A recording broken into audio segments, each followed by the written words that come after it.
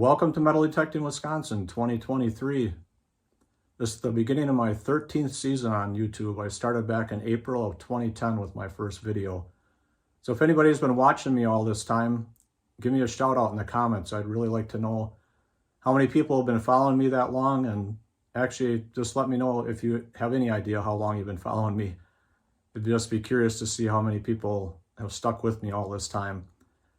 So anyway, if you look in the background, you can see some metal detecting finds displays.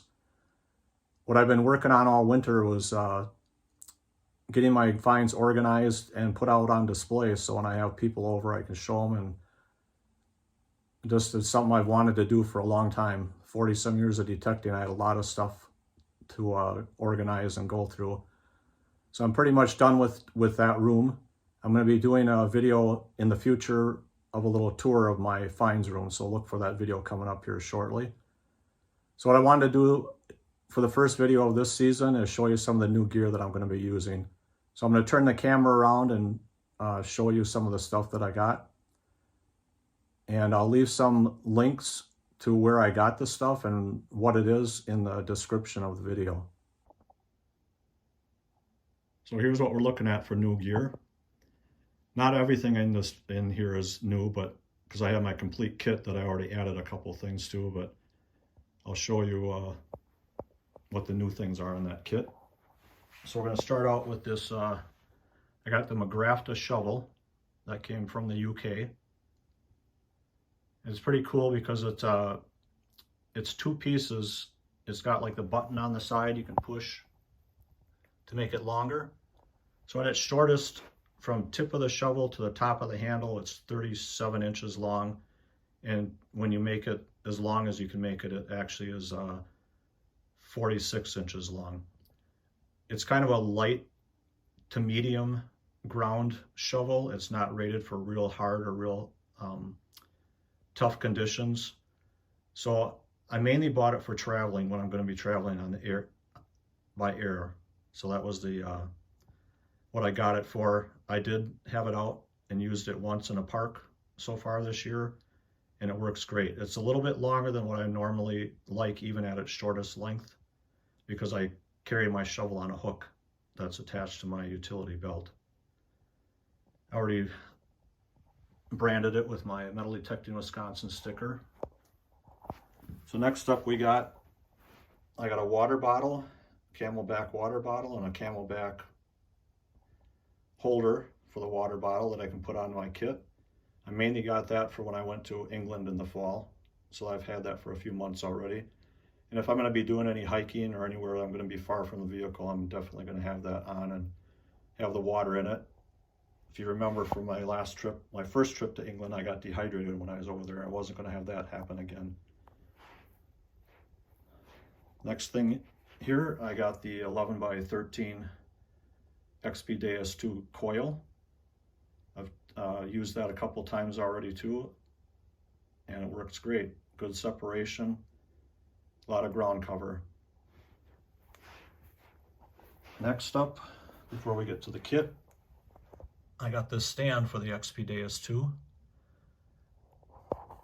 And this stand, what I like about it is it folds up. You can fold it up underneath the arm cuff. So that stand actually is a universal stand made by Nocta Macro. I had to do a little bit of, to make it fit, it's for a round shaft, and the shaft on the XP-2 is not round, as you can see. So what I had to do is it came with this bolt, which was too short for having the non-round shaft. So what I did is I actually used one of the coil bolts for the XP-2 coil, and I had to drill the hole a little bit bigger, and that worked out just perfect. You can see how I did that. I think I had to drill the hole like a quarter inch to make that bolt fit, but it works great. So far I like that. I can fold it up if I don't want it, and it's easy for traveling, and keeps the detector up off the ground, keeps it from tipping over. They have one of the worst footings for these XP-2. Can't believe they didn't improve on that, but anyway. So next up we got the, I bought an Expedius, or an XP fines pouch. I wanted something a little bit bigger than what I was using, and the zipper on the one that I was using was all crudded up and I couldn't get it to even zip. So that most of the time, because it was all full of mud, so I wanted something a little different and a little bit bigger. I got that little pouch, which is the Excellent Elite Spanker is the brand, and it actually is a single magazine holder for a pistol magazine, and it works great with these smaller water bottles. So I want to give a shout out to my friend Spencer at Future Bleeps. He's the one that gave me the idea for that.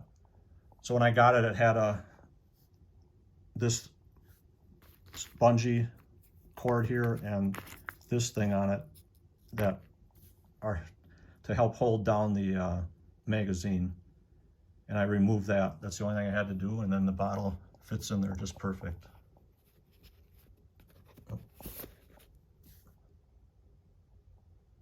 So that's it for new gear this year.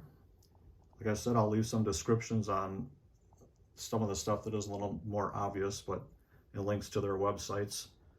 So if anybody hasn't seen my kit before, this is what I use for a kit. Got a heavy duty belt that was custom made for me. This is my trash pouch. It's got holes on the bottom so the dirt falls through. That actually is what they call a designed after a dump bag for when you're doing like using an AR-15 rifle and you drop a magazine, you can throw your old magazine into that bag. That's kind of the design that it was made after. I got my Pinpointer, my Lesh. I got my hard PVC Lesh holder, and I got a hook that I use for my shovel.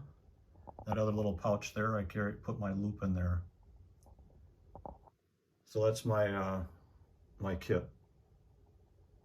So let me know if you have any questions on any of this stuff, and thanks for watching.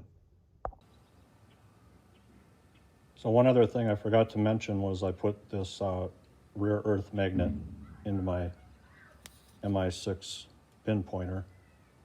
The size that I got fit perfectly into the top cap. I had to put a little piece of plastic between the bottom of this hole in the top of the cap and the magnet, and then I just hot glued it in there.